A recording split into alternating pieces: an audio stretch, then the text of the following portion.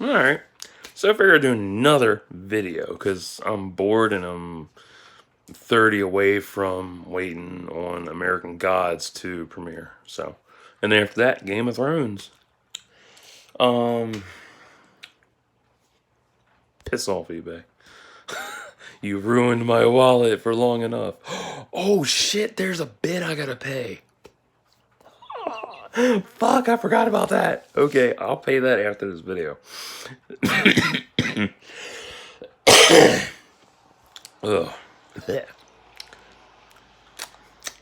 Yuck. I bit into one of the cuties, the little mini oranges and shit. Tasted like shit, so yuck. So this video is going to be about books. And, ones I've read and ones that I like. And I've mentioned some of them before, but not all of them. So I'm just going to, reiterate, like my top favorite books because I've read some regular books and also some audiobooks and also comic books as well. So for books that I've read that I've really enjoyed, number one on that list is Blood and Chocolate by Annette Curtis Klaus. That's phenomenal. Like the movie, fucking bullshit. Literally, it's junk. It's garbage. One scene matches one part in the book, and that's it. The book takes place in high school. The movie takes place out of high school. It's like a whole underworld mobster setup. It's so stupid. They butchered the hell of it. And the saddest part was Annette had no, she hadn't even been asked to help with making the film, which is really bad. It really made me mad. I was like, oh, because I love that book. It's so adult for the 90s. It's like really hardcore adult in its premise and all that. And it was so beautifully written and it sucks you in and it's really good. It's got it just really it pulls you in and you really enjoy it. The story is about a girl named Vivian who falls for I can't think of his damn name. A nerd type. I forget his fucking name. And it doesn't work out. She's a werewolf and you know that whole premise, but it's not cheesy or anything. It's very mature for how it came out. It's so good. It's better than Twilight. That's for damn sure. Because this shit came out before Twilight, and I read the book first, and then I listened to the audiobook, and the audiobook hooked me in. And down the road, I actually bought the audiobook, so now I own it, and I love that thing. So damn good. Another book I've listened to audio wise is the Highlander's Touch. That is another. It's in the Highlander series by Karen Marie Moning. I love that. I like romance books. Some of them are really good. Some are just really, eh. But this one's more like softcore erotic. But it's like its premise is good. The characters are engaging. It's your basic, macho kind of story, but, told from a woman's point of view. And listening to all these different romance books, I learned how to write from a woman's point of view when I did my stories. Matter of fact, when I was writing Star Wars Redemption of the Phoenix 11 years ago in 2008, that was the first time I ever switched to writing POV from a woman's point of view. And I evolved since then, so I've learned how to master that point of view, which is really fucking simple. It's so easy because I have tons of female friends. I watch chick flicks, I watch chick shows, I talk to whoever, I listen, I listen, I process, I research, I look shit up, and I verify before I jump into it and really get immersed. And when I jump into it, it's so much fun because it's such an easy point of view to work on. Because I know everything about dudes because I'm a dude. Shit's boring though. It's like, oh yeah, it's like, yeah, macho. Like, I mean, there's layers to both sexes, but I like writing from a female's perspective. It's simple and easy. And people get blown away by that because they don't realize that the shit they're reading is from a dude, is written by a dude, not a chick. Same premise when you're on Whisper. You spark up a conversation by DMing somebody without their permission, and you think it's a hot chick, and then you find out it's a dude, and you get disappointed. Like, no, don't do that shit. I told you about that before. So with the Highlander's Touch, it's really romantic. It's really endearing. It's genuine. It's sensual. It's just beautifully crafted, and I love that story. I actually bought the damn audiobook because it was so good. Um, what's another audiobook I liked? It's in like my top, I guess top 5, top 10. Let's see here. So that's 2. Uh, 3 would be Danse Macabre by Laurel K. Hamilton from the Anita Blake Vampire Hunter series. That was super awesome. That actually was my first introduction into erotica and writing it and listening, hearing it, read out and stuff. Plus, the CDs are fucking phenomenal. 99 tracks ranging from uh what's the like 20 seconds to a minute long. So, if you lose your spot, you can easily pick the track back up where you were. Oh man. And also that audiobook was the first one that gave me my first orgasm too. That was crazy as fuck when I was younger. True story. Can't deny it. Fun fact about me. um yeah, I like Anita Blake. That shit was funny. Like it's equal parts erotic, and it's equal parts funny, and it's equal parts scary, and it's equal parts intricate, because you're given a whole host of characters, and each of them has a unique personality. That's how I took that premise and applied it to my work. So now all my characters, have evolving personalities, and they're unique in every which way they go. So they're not, one dimensional, they're 3 dimensional and sometimes 4 dimensional, depending on how I work them. What else? Yeah, that thing was Danse Macabre was funny. Cookie. You tiny spoiler. There is a character in the book that she calls Cookie because what was his name? I think it was like Ben or something, or Ben or Brandon or something, and she called him Cookie because he has a bunch of Sesame Street tattoos. I thought that was so fucking funny. What's another book I listened to that I really enjoy? Demon Rum. That was good. That's by Sandra Brown. She does some softcore, sensual, erotic stuff too. Um, I forget how I ever came across that. It was at the library. I know that much. Most of these I've rented from the library, and then eventually I owned them or I burned them to CD. However, I accumulated so many burnt audiobooks, I ended up trashing them because like I said, I own the entire Star Wars audiobook library digitally, so I don't need the discs anymore. There were other audiobooks I really didn't want to keep anymore, like T3 Rise of the Machines, Sandra Brown's Demon Rum. I'm gonna re-download that because that was really good. I have some of Anita Blake's audiobooks. I have to get the rest. I got Anne Rice stuff. But yeah, Demon Rum was really, really good.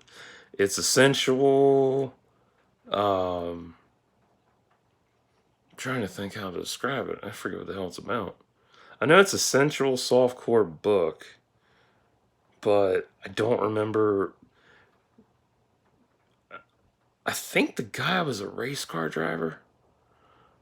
I think he was. Yeah. Yeah, yeah, he was. It was something about a race car driver and his I think he died. Now I remember. The girl in the book, well, the woman in the book was interviewing the guy who was doing a movie about her husband's life as a race car driver. Something like that. And the two of them, fell for each other and shit. And there's a really sensual scene in the pool that I really liked a lot. It was really, looking back on it, it was really, like sensual and really, intricate. To me, intricate because it was one of those that you really had to, absorb it and, really get into it and stuff. Like it's one of those that's really, you know what I mean. It's just really damn good. Another one, like I said, I have Anne Rice stuff. Um, which one did I like out of hers? Pandora was good. Trying to think. Because she's written a lot of books, but I can't keep track of every fucking book. Pandora was good. Lestat was good. Interview with the Vampire was good. Um, I have Vittoria the Vampire. That one was nice. That one I really enjoyed the most out of all of them because they were all good, but I liked Vittoria the Vampire the best. Um, that premise, that book actually inspired me to write The Last Priest in Town, one of my short stories that I wrote and haven't finished editing. All I did, the only editing I did with that was break up the paragraphs, aka run-on sentences. But it's a good story though. Victoria the Vampire, good shit. I loved it. Um, wow, got dark quick. It's raining too. um, let me see. So yeah, Anne Rice stuff. I like Anne Rice. She's really good with her stuff. She goes between gothic, horror, and erotic, and then I also have the new book she did from years back, about 2 or 3 years back, Prince Lestat and Atlantis, or whatever the hell it was. I haven't listened to it yet. um, it's another book I liked. There were tons I listened to. Mainly Star Wars and Star Trek, but out of all them, Trek was cool, but didn't really stick with me, and I couldn't, keep the scene in my head. Versus Star Wars, where it kept the scene in my head. You know what I mean? Like some people, when they listen to an audiobook, they don't see anything, and it's called, or they read a book, it's the same thing, and it's called aphasia, where they just see words and no picture in their head. That's what I like about a book where, you get immersed in it and you see the picture painted in your head and you can follow along with it. And then when you see like actual, renditions of the characters and shit, you're like, oh, okay, so that's what they look like. That was always fun. Um, oh, what's another one? Oh, Annette Curtis Class. Ooh, damn, I'm actually tired. Annette Curtis Class has another book called The Silver Kiss. That one's about a vampire. That one, it's good, but not as good as Blood and Chocolate. Like, out of the two of them, Blood and Chocolate, better as fuck. Way fucking better. It's so much better. But you might find it to be dull or whatever. I don't know. What else have I read? Mr. B by Clive Barker. That was good shit. Also, what was the other one? I wish Mr. B was made into a fucking movie. That was awesome to fucking listen to. Um, what was it? The Scarlet Gospels, I think, or Gospel by him. That was epic. Pinhead versus Lucifer. That was a badass fight. Oh, so fucking cool. Oh man, sky looks beautiful. I'll have to get some screenshots then. Oh, that was good stuff though. Oh, itchy. um, I don't know. I think those are like my top favorite audiobooks for the most part. Like, I gravitate between, what interests me and what don't interest me. Like, I can do, I listen to sci-fi, I listen to horror, I listen to erotica, I listen to romance stuff, but I haven't really kicked back and listened to an audiobook since, what the fuck was the last one I just listened to? I literally just, Queen Shadow, Star Wars Queen Shadow, where it goes into Padme's mindset. I love that. That was fucking good. Um, yeah, that was the last. That was just about last month, I think. I listened to that. So that was good. Um, I don't know. It's hard to pick. Like, there's so many choices in, you know, what I read. There's so many choices to listen to. I don't read a book. I can't do a book. Books are kind of irritating to me. Um, what's a book Oh, this one got me in trouble in middle school. Homicide, life on the street, a year of killings on the streets. How did I get in trouble? Teacher got pissed because chapter one I didn't even finish reading the damn book. And she saw what I was reading, and back then that was middle school, so that was 98, maybe? Let me think. 01, 2000, yeah, 99, 98. I was reading that shit. And yeah, I was young back then. That was 21 years ago. I was only like 11 or 12 reading the fucking, an adult book, but I was watching Homicide back then. Yeah, I was allowed to watch Homicide. I love that fucking show. God damn, it was a good show. Yeah, I was reading that book. Didn't get to finish it because the teacher saw what I was reading, called home, told my mother what I couldn't read it because it was too adult for me. I'm like, but I watched the show, so what the fuck? And she took offense to the swearing, the sex references, the drug use, whatever the hell, I forget. Wow, that is really awesome. Yeah, shit. I'm gonna cut this short because I'm looking at that cloud. That's beautiful, and I want to show you. So I will be right back, and we'll see it. Stay tuned.